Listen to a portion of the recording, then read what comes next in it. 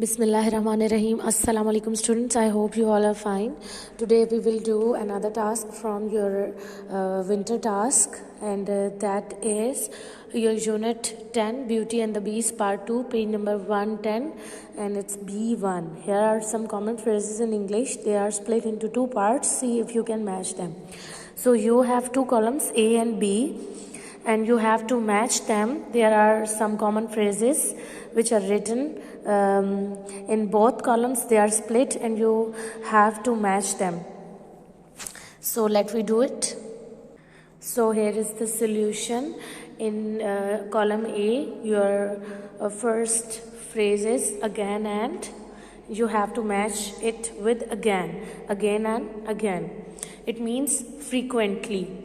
Then another is more or less. You have to match it with less. It means approximately.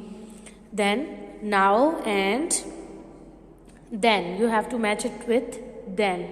It means from time to time. Next is once or twice. It means few times. And then at last it's here and there. It means in various places. So you have to do it on your book.